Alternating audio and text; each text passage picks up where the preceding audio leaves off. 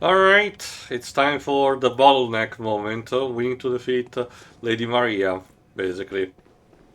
I'm gonna try, maybe if I don't succeed immediately, to try to see if I can summon someone, but no promises. Again, this is still like a, what? I think 10-year-old is phone game?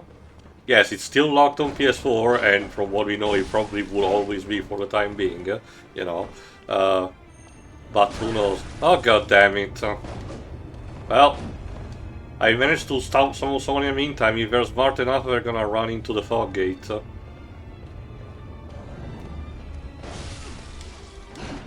Triple H? Wait, Triple H, but isn't he? Please chime in the opening theme, please. Yeah. It's that's not the theme, by the way. But Bow down to the the king. king. Triple H, shouldn't you be busy running the WWE creative at the minute? And he has a broccoli head. But he has no hair in real life. Well, maybe he got a cheap wig like some of Hulk Hogan movies.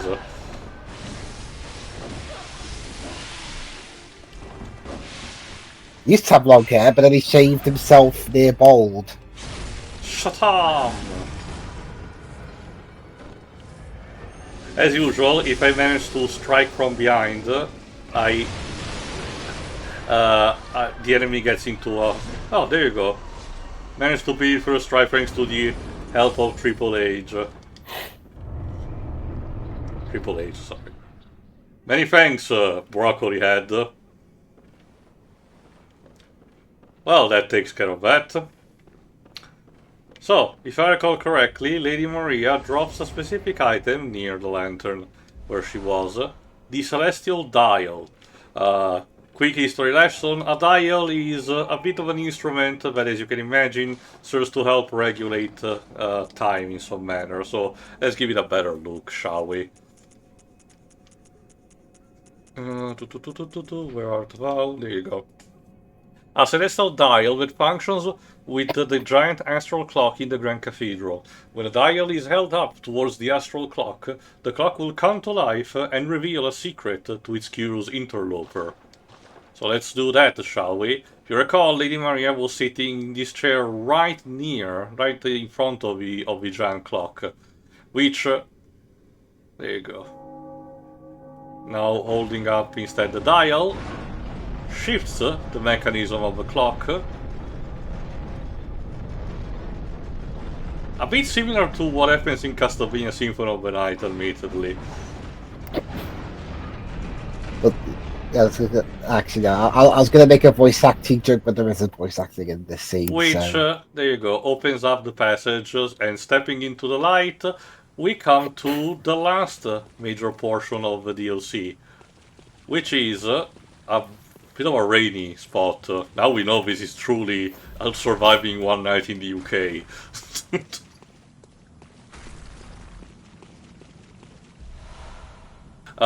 Okay, I think I asked this in one of... Oh, hello.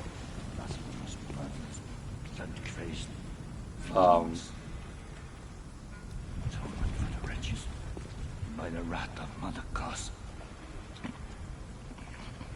Mercy for the poor wasn't child. You okay, sir? Mercy. Oh, please. Wait. Well, no, okay. I asked this in one of the earlier parts, but did any of you two read any major works from H.P. Lovecraft? No. I had some audio book versions. Because this is where the connection with Lovecraftian theme is more prevalent. This is the Fishin hemlet, so of course we're doing what else? The Shadow over Innsmouth. For those who don't know, it's one of the more iconic Lovecraftian stories that talk about an investigator trying to discover the truth about some murders into a local fishing hamlet, and clearly discovering that there is more to the place than meets the eye, where the people seem to have,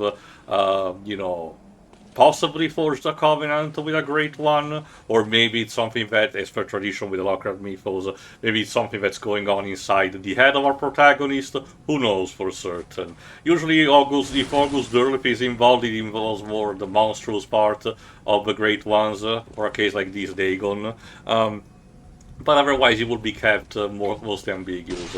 So, yeah, instead here it seems that the Scholars of Bergen will redeem something in the place, and we need to find out why, especially because Lady Maria seem to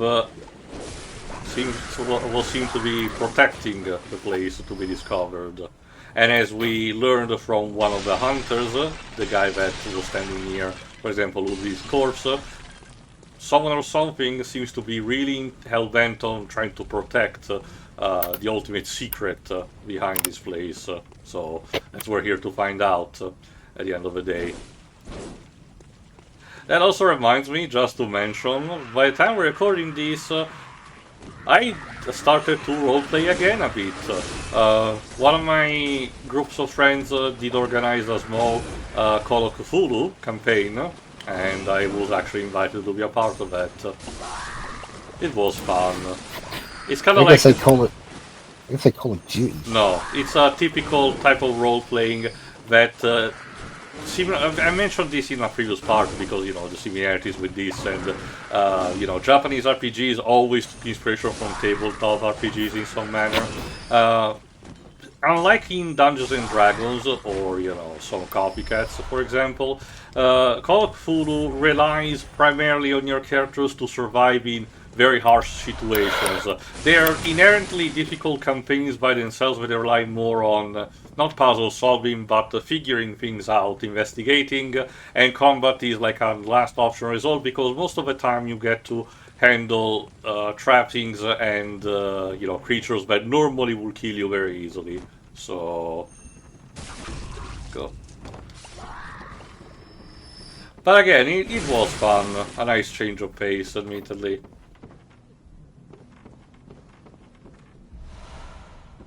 Alright, while I explore the barnacle paradise here, I'm sure there's a SpongeBob joke that can be made, but in case. Waves, have you seen something recently? I've seen The Bride! Exclamation mark. Dare I ask? What about the exclamation mark? In general, how was it? Oh, Jesus. I didn't like it. How... Can you elaborate a bit, I guess, without spoiling? I don't particularly care about the movie, but who knows? Yeah, okay. A lot of it just felt like Maggie Gyllenhaal's, the writer-director's weird fever dreams, and a lot of it had some... There were a couple of really unencouraging similarities to Joker Folie à Deux. Was it like a musical out of nowhere? Well, it has a weird dance number out of nowhere. And honestly, Jessie Buckley in the movie, who plays the titular bride, she comes off less of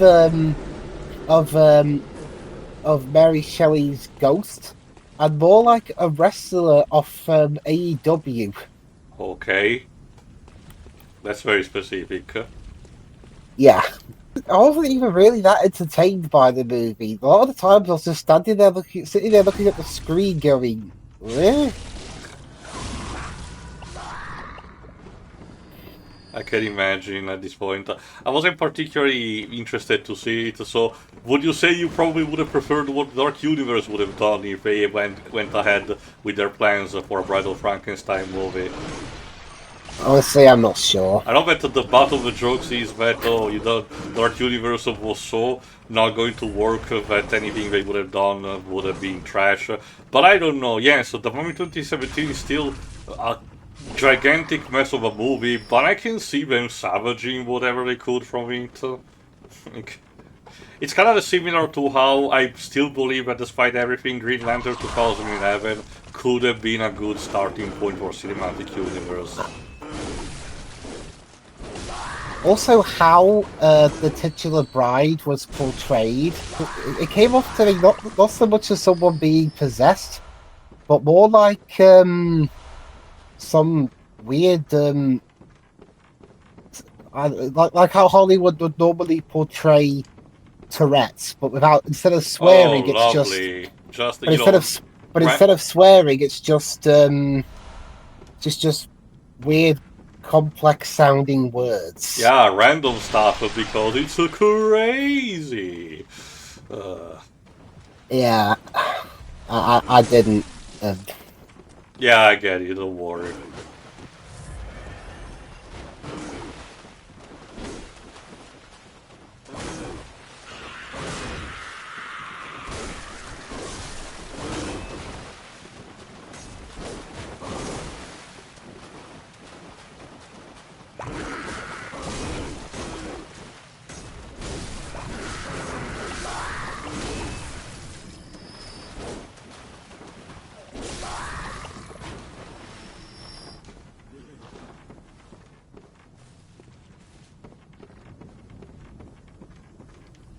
Yeah, honestly, the best characters in the movie were the detectives investigating the case.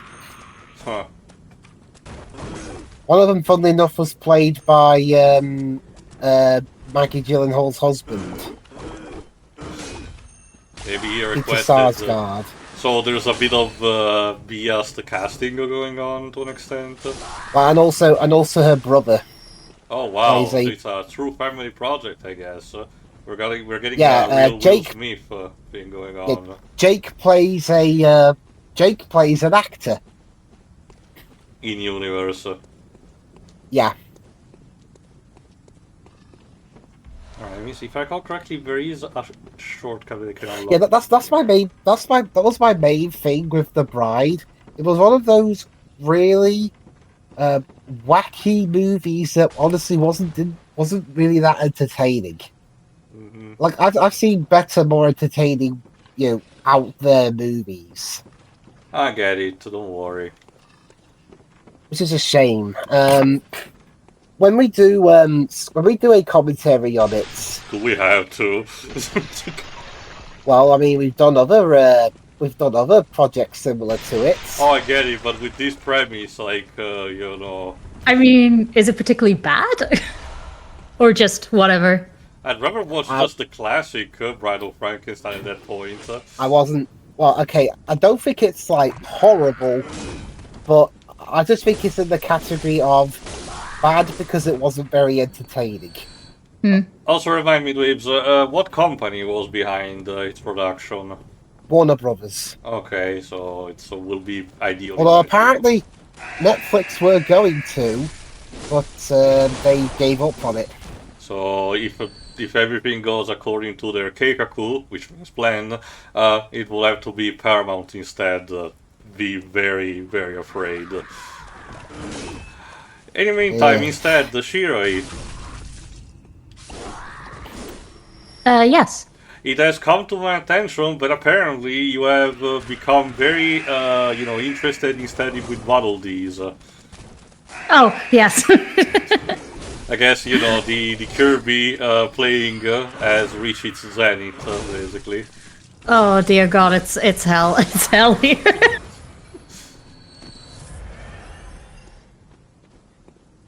It was more so the gacha gods decided that I have a bunch of Waddle Dees live on my desk now. Of course. And a stupid blue cat. Okay, that has to be more specific because the way you're describing it could be Doraemon. Magalore. Okay, fair enough. I forgot that he's supposed to be feline, or at least cat ear, having cat ears. He has what look like cat ears, so he is a cat by default. Fair enough.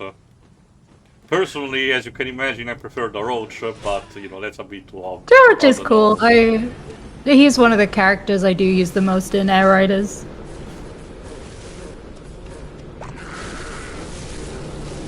Oh, fuck, I forgot about such bombardment.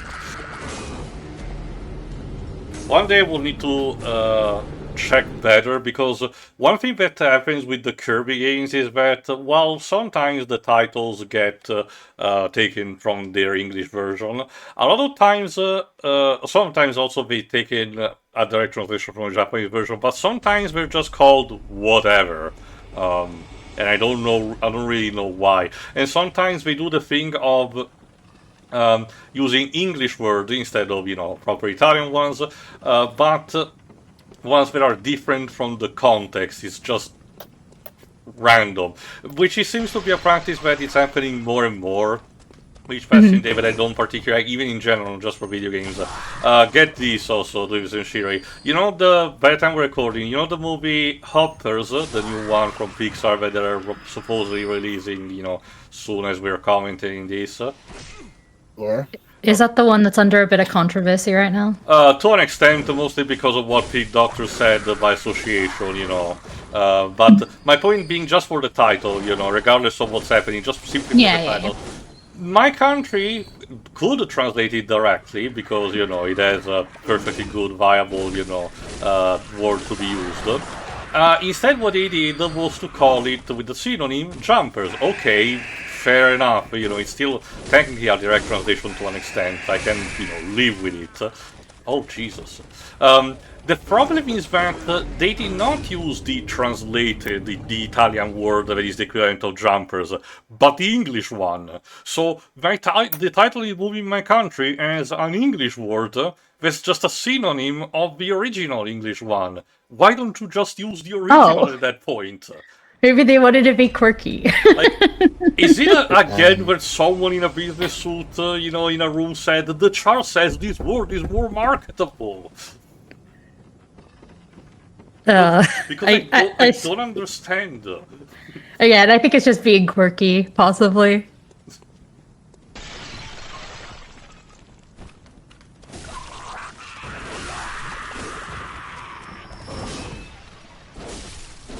Again, it's something that this whole thing about just transplanting directly English words and sometimes without much of a logic or just for randomness or marketing purposes really is pissing me off because it has started basically with Disney doing that with a couple of its movies, not necessarily Star Wars, but at least Marvel movies, which I mentioned a couple of times, pretty much for just Double My Country, not the movie in general, ruins completely the catharsis, part of the catharsis of Endgame, because, the scene that everybody remembers kept saying, finally, Avengers Assemble. In my country, is kind of half butchered because they use the English term for the team, Avengers, while we did have a translated movie, and the Italian part of the catchphrase, the Assemble. So we were circling partially back, we have a Frankenstein monster of a word salad that really doesn't please anyone.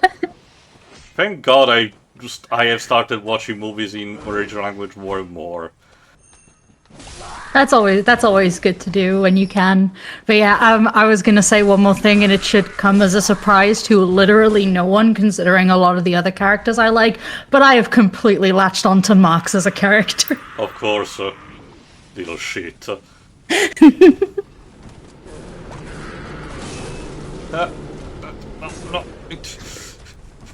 Yeah, some of these fish people love to just throw these spirit balls at me. Oh fuck! And they also have their giant sharkmen, armed with rusty anchors. What is this, a Donkey Kong level now? Basically, this is a case where I just need to make a beeline out of this. It's clearly that I don't need to start, killing enemies, at least stopping to kill enemies. There are a few optional stuff in here that I can find. For example, there is a well, you might have noticed. I think I'm gonna showcase it right in the middle of a square. There you go, with a ladder in it. That actually leads under it, and down there it leads to the most difficult fight in the DLC and possibly in the entire game, where you get basically ambushed by two of those giant shark people. But if you actually succeed, you get to collect as a reward the weapon that Lady Maria was using, which is a double blade that can be united into one, which is always a personal favorite of mine when it comes to, fantasy medieval blades. So.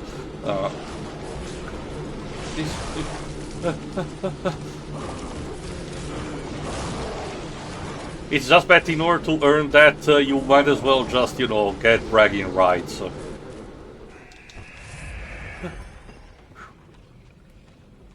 There you go. Inside the house here, there is another light lamp. Boop. And if I recall correctly, I think this doesn't open from this side. Yeah, I need to unlock it later.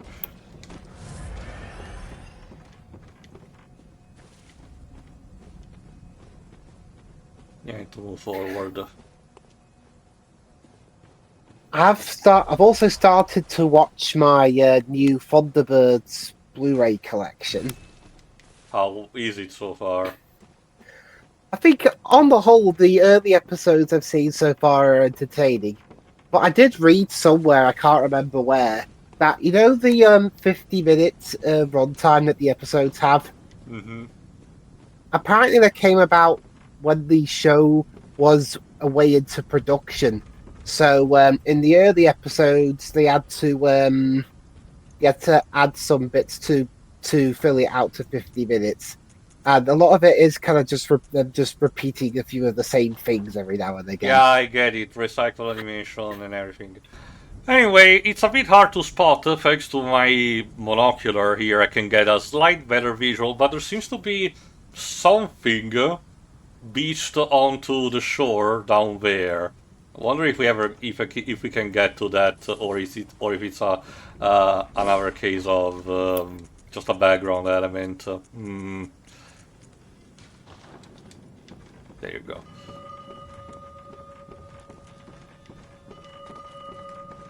I mean, to be fair, with that kind of technique, I've seen it being used all over the place. Oh, hello. Ow. Ah! Oh, that's fun. Yeah, that invader is the one that was locked inside the cell after we fought Ludwig, the one that was asking me if I could hear the bell. That is a hunter of hunters, specifically one that is, an enforcer that makes sure that people don't get too far into the nightmare. So if we want to pass, we will need to beat his ass. Which shouldn't be too much of a problem, it was just a matter of being caught off guard.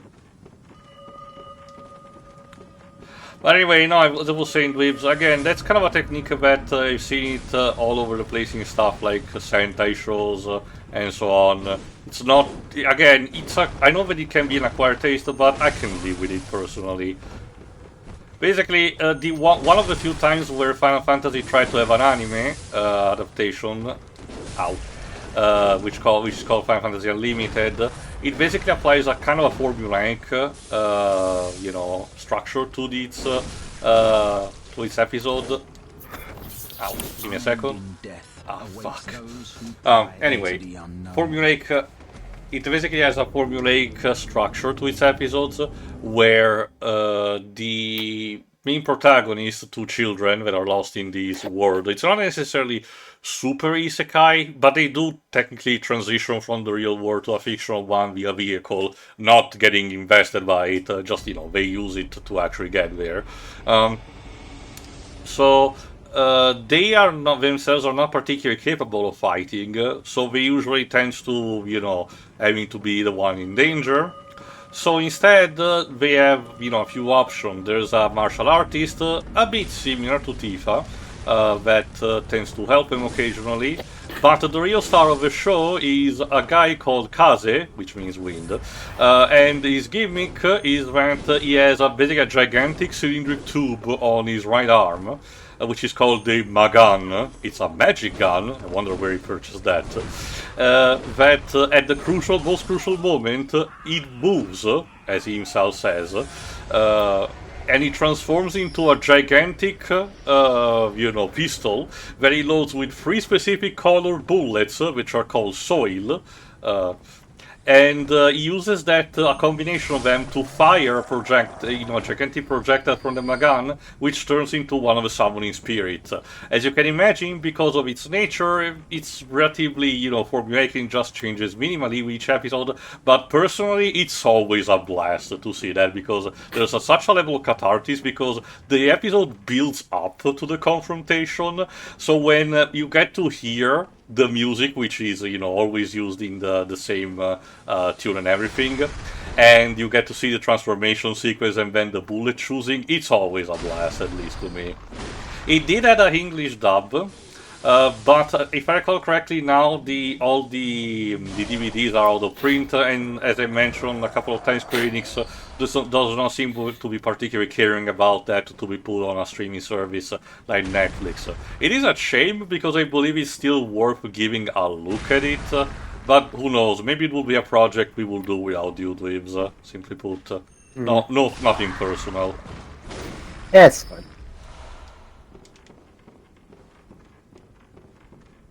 Alright, now I'm inside the caves that are near the village. As you can see, there's a lot of wooden structure. I'm reminded a bit of Blighttown. Also, some of these fish people seem to have harness controls of minor electric powers. Lovely.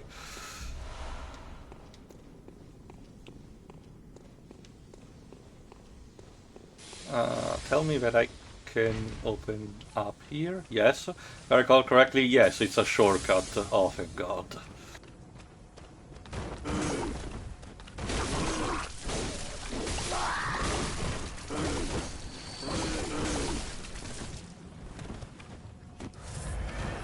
Although, one interesting factor that I remember, at least one example, is that during the sequence that I mentioned, where Kaze summons the 3 bullets, even for the original Japanese dub, it uses English name for the bullets, which do have a color, and they're associated to something, like say fire red, oh Jesus, burning gold, and so on. And again, he uses the English names for that. Okay, for the most part, they are just kept like they are in the English version. And it's worth noting that these English names for the bullet do not particularly have anything particularly, wrong in terms of syntax or using a wrong name for the color or the situation. So, they are perfectly fine. But sometimes, and I emphasize on sometimes because it feels really out of nowhere, for the English dub, they slightly change the wording and makes you ask why they did that. The one big example that I can think of is that in order to spice up the formula, in one episode, one of these villains manages to use a contraption to steal the Magan from Kaze and try to copy the powers onto himself. Sorry about the lightning shear. I'll try to minimize as much as I can. And tries to put a summon on his own using 3 bullets that he himself calculates to be the perfect summon. One of these bullets is the color Ultra Shocking Pink. And instead in the English dub is just called Charcoal Pink. I don't know why they changed that. I don't think there is anything particularly wrong with either terms, but it just feels so random.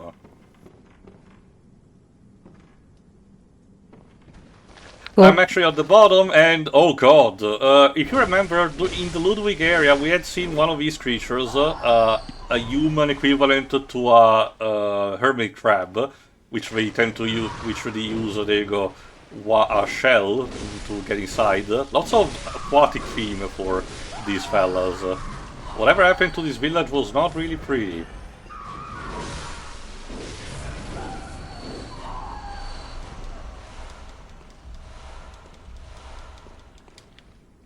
Let's see. Their typical strategy is of course to attack en masse, but again, thanks to my big thruster, it's nothing that I cannot deal with. And the best part is that I haven't even powered it to its max level because I'm missing one item that I can obtain only in the Nightmare of Mensis. Because unlike other Souls-like games, including other games by the Taka Miyazaki work, the devs purposefully left not that much in terms of upgrading items, so you are forced to basically choose which weapon do you want to power up in its maximum level. Again, it's a choice. I'm personally fine because I know most of the time what to do. but compared to some other games that in the past, instead gave you ample opportunity, like say Dark Souls 2, for example, I can see why the shift might have, people not liking that. It's kind of similar to when Gen 5 for Pokemon suddenly restricted you into using only Gen 5 Pokemon until you had beaten the main story, basically. Again, it's a choice, and I can see why they did that, but personally, I never particularly like that. And there was the fact that a lot of the Pokemon that they had for Gen 5 tended to be, just copycats of other Pokemon that they had. Like we had, the Rattata clones, the Rattata clone, the PG clone, the Zubat clone, the Chansey clone, and so on and so forth.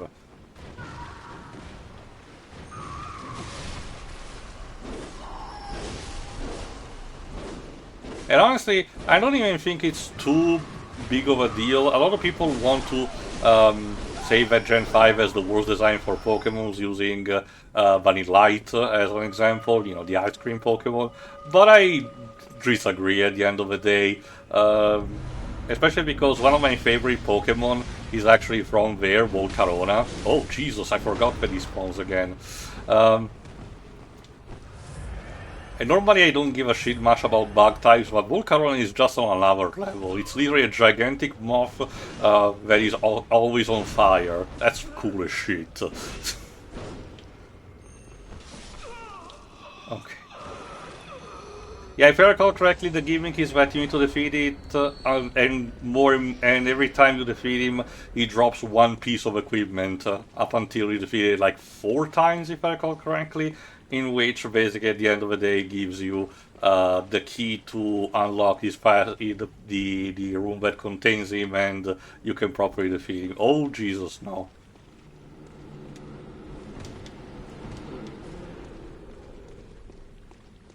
On that note, I will say I've been enjoying watching people play Pokopia.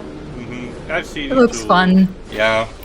And it seems that the prediction that you had, Shiri, about the world being fucked up might be partially correct. Well, I'm aware. It's not really my kind of thing, but yeah, I'm glad people are enjoying it. Oh goody, a gigantic hole. Alright, if I recall correctly... Yeah. Alright, let me see if I can... If I recall correctly, we're actually very close to the final boss of the DLC, so... Oh yeah, you might have remembered this. Even if you haven't played the game, you might have seen, a small video or a GIF running around of this exact helmet that I'm wearing, which is the Executioner helmet. And if someone actually drops through a set of stairs, the helmet bounces off through each of the stairs, pieces. With unfortunately, it does not produce a metallic sound effect, but people have edited videos in order to include that, and it sounds absolutely hilarious.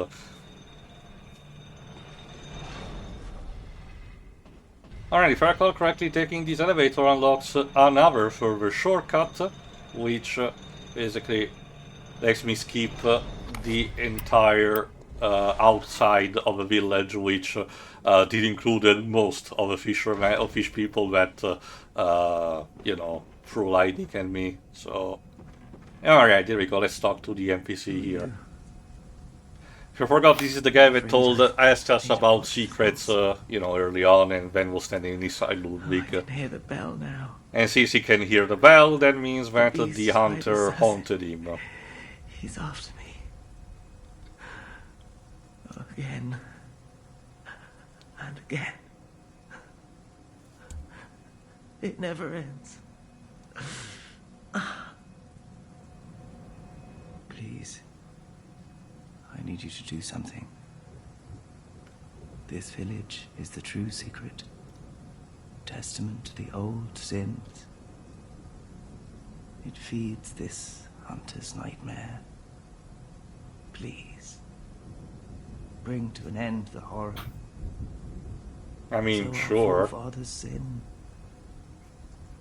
We hunters cannot bear their weight forever. It isn't fair. It just isn't fair.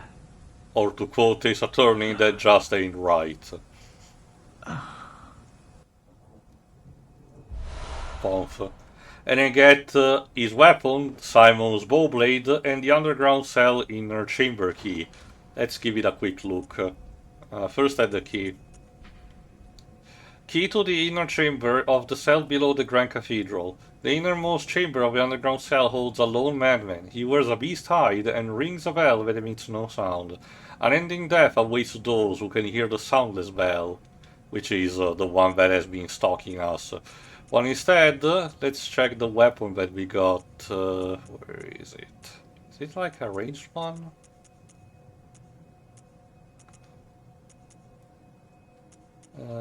Simon's bowblade, there you go. Choice weapon of Simon, that was his name, one of the first leading church hunters. Simon despised firearms, and so the church workshop had the especially fashioned to his liking. The large curved blade serves as a bow when transformed. But aside from a few close friends, Simon was scoffed at for his choice of arms. For who would dare face the beast with a measly bow?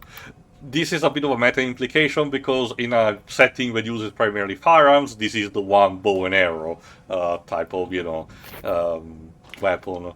They just put that in the DLC so you could have, a more variety of the choice. Again, a lot of the weapons in the DLC seems to address some feedback that the fans had, which is, interesting at the very least.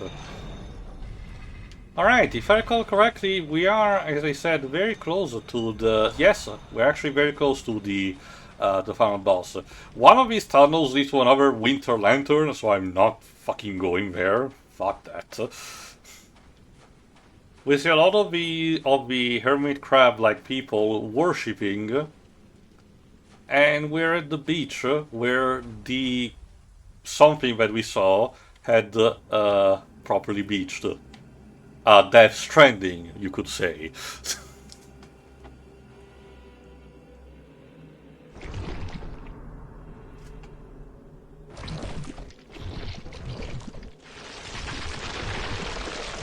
Congratulations, it's a boy. It's a spawn. No kidding, quite literally. Yeah, apparently the devs decided for the final boss for the DLC to let you face the, freshly born infant of a great one.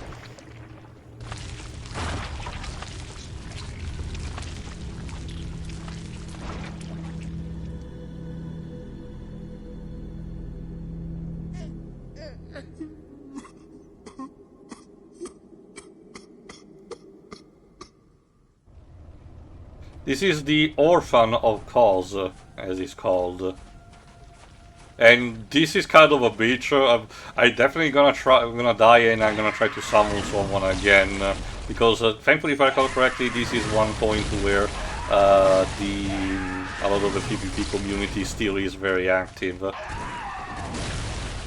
He's very agile. Also, pay attention to every time he screams, because I think I mentioned this one of the earlier parts, and this is where the payoff is. For some reason that escaped me, instead of actually hiring a British voice actor for, having him scream to represent the desperation that the Orphan Cause has, the From Software decided to take a stock sound scream effect from, royalty-free library, specifically one that William Hanna recorded for the Tom and Jerry cartoon. You might heard it, but it's familiar. That's so It sounds familiar to you because the people who made Pizza Tower used it for Peppino Scream. The yow. Oh my god. That'd be like that'd be like if in Resident Evil, instead of having people make new zombie noises, they just went back and took a scream from Wacky Races or something. Or they used one of the sound effects from Ed and Eddie. It's just so it kind of deflates a bit of the dramatic tone that it had to the scene is supposed to have. But hey, what you can do about it? All right, let me see if I can find someone. In the meantime, clean a bit the room. Sorry, fellas.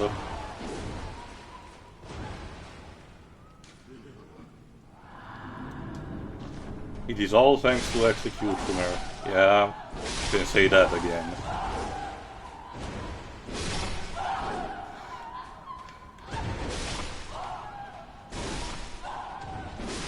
But yeah, that's kind of basically it. After this, you know, it's only a matter of time when we manage to beat the Orphan of Cause.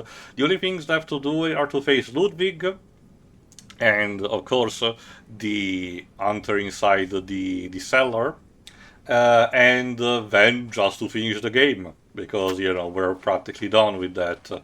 Like I said, compared to the other Souls games made by Takumi Miyazaki, this is fairly shorter. And to me it's kind of interesting because both these and Dark Souls 3 did have their respective length, but that was clearly just the team testing on what they could do on the PS4 with a game specifically built for that. Because when we get to Elden Ring, you'll be able to see that the game is still gigantic even without its DLC, and they managed to make it work, obviously with a lower performance and slightly less graphical fidelity, but still, you know, fairly affordable.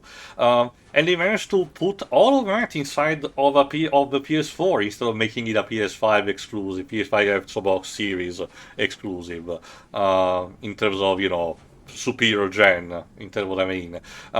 So it is a testament to me on how they managed to work with whatever code that they had, with you know, the massive quantity, and that with still their classic way of masking loading screens.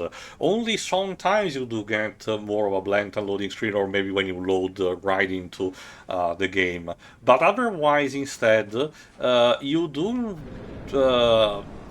still don't feel much in terms of, you know, interruption, and it feels seamless in a lot of places, just without maybe an occasional cutscene that might you know, just spruce in between to mask a loading screen, but you don't really need to get the equivalent of you know, whatever next gen games tend to do by having the character shimmy through, you know, two alcoves or something like that. No, there are not really that you know, occasion like that, or, you know, I don't remember the base, but even if they are, they're not really in place of trying to...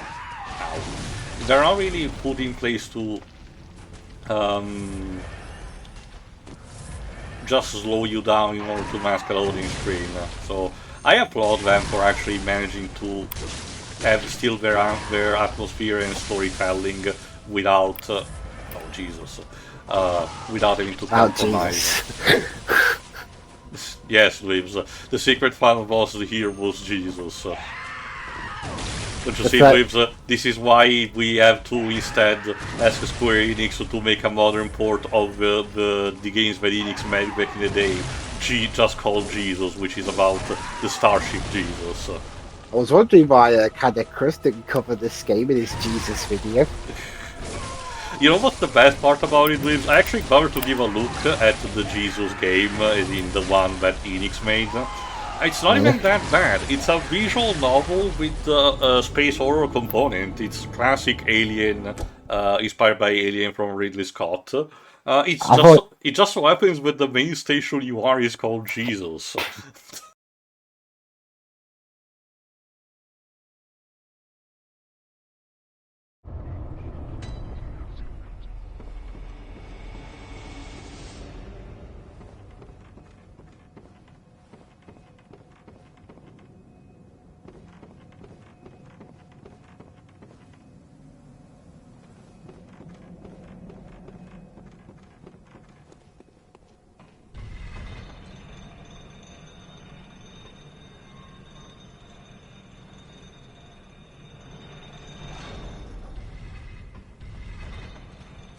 If I don't beat it this time, I'm probably gonna go get the hunter in the meantime. Well, it's really bizarre though.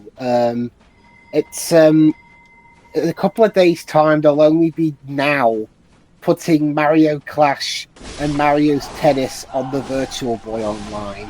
I don't know what to tell you. Alongside the GBA game Mario vs Donkey Kong. I remember the marketing when the original one on the GBA came out. I had a few. I didn't even know that game existed until a couple of years ago. There was like a Pokemon, not super official, but Pokemon themed magazine that I was purchasing back in the day, which had a small spotlight on some other stuff Nintendo was doing at the time, and one of the ads for that was for Mario vs. Donkey Kong. That was pretty neat.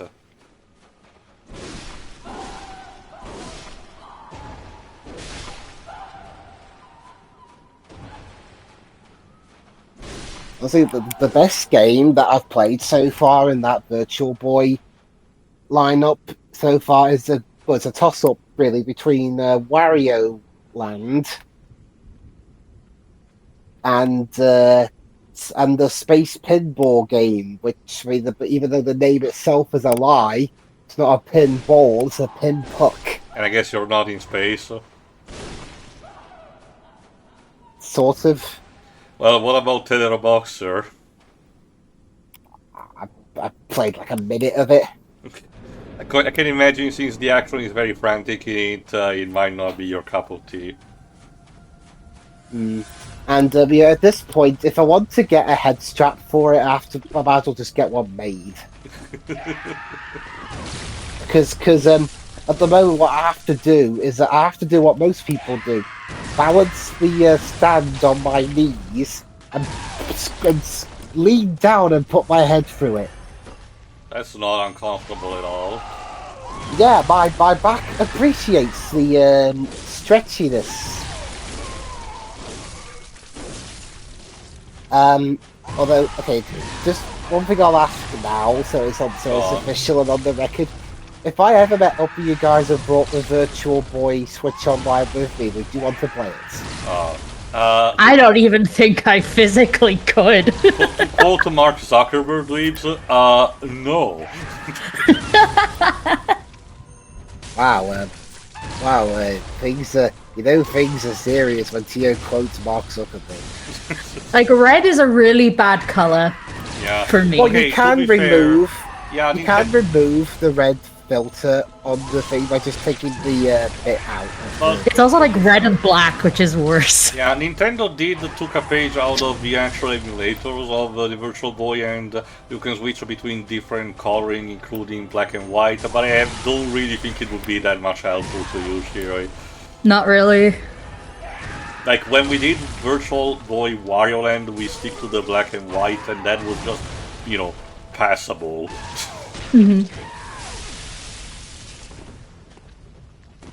The game existed. It surely did. I love that for some of the attacks, the Orphanocos just uses the weapon that he has. It's called the Cause Parasite, but implication is that it's literally his mother's placenta, and sometimes he uses it like a fucking yo-yo. Again, it's supposed to be a very dramatic boss fight, but almost all of it, it's kinda, I'm getting mixed messages out of all of this shit, between the goofy scream and the stupid attacks. And all of it while I'm enraging because the motherfucker is a fucking sponge in terms of health.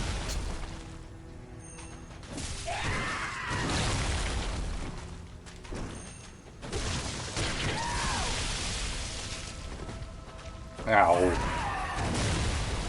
I've gotten a bit further into the into Pokemon Z-A Mega Dimension. It's fine. You go in and out of the Mega Dimension, and I recently beat a boss, one of the Mega Evolutions with Karina. I forgot if I asked you already, but out of the new Mega Evolution, do you have any particular favorites? Not off the top of my head, no. I don't think I've encountered Big Ball Victory Bell yet. Again, yeah, I know that some of our, there are some that you don't like, they like less than others, I get that. But I was wondering if you Mega actually Charizard? Although, is that really new? No, that was from Gen 6. Some of the new other stuff like Mega Lucario, Z. It's alright, I guess. Like that I one. said, I don't like the color scheme. The fur itself is fine. I need to look up how the shiny variant actually looks.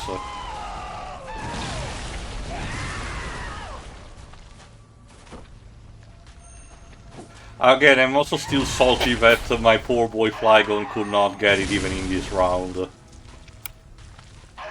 And again, supposedly... In terms of my own saltiness towards the game, there is a fight in it where it brings back the... I think it's when you fight...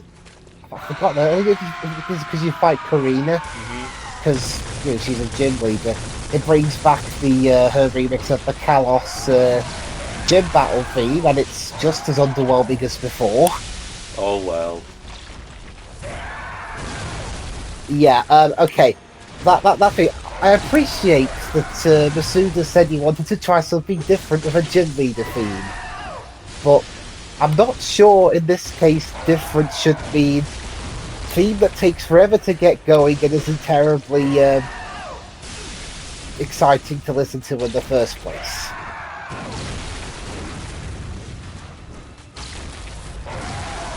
It was a blessed relief when I came across, I know it's not a gym theme, but the Kahuna battle themes are much better in Sun and Moon.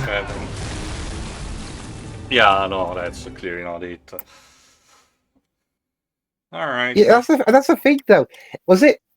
I know the game was based. I know X and Y is based on France, but I know France has its own brand of techno music, but but I don't remember any of the techno French music I've heard being that uninspired.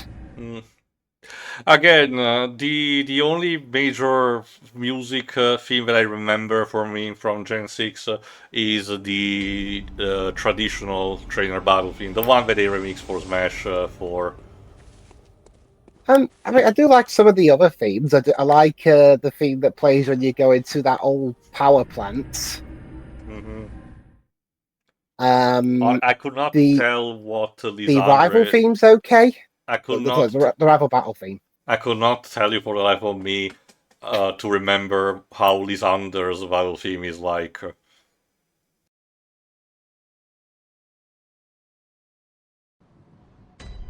That automatically is a step down from what Getsy's/Geki's used to have.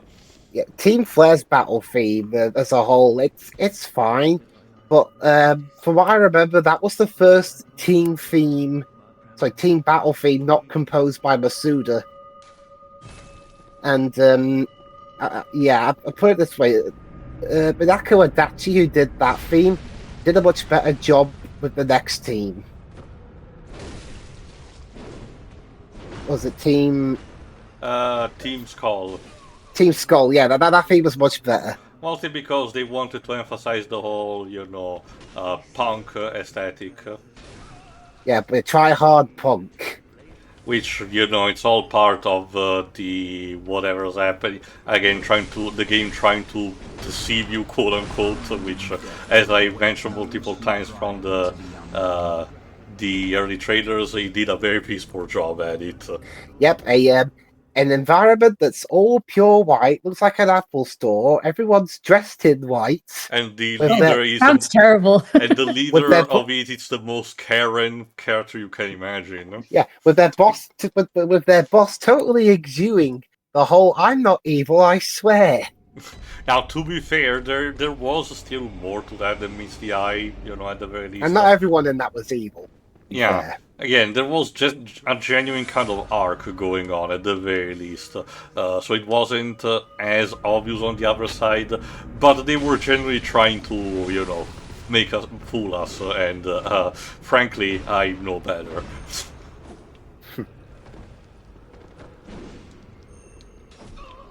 I haven't played Ultra Sun or Ultra Moon yet. How was that? In terms of story changes, I don't particularly like them. I like the idea. It did started the whole thing about Giovanni trying to unite all the evil teams under his command. But, the plot that was in the original Sun and Moon kind of gets hijacked as a result, and they try to make Lusamine much more sympathetic, and I don't particularly like that. Anyway, let's confront the beast motherfucker. I've never entertained a guest before. Are you going to kill me? After all you... I mean, you kind of be a pain in the ass. As if to right your wrongs. No, it's not even about that.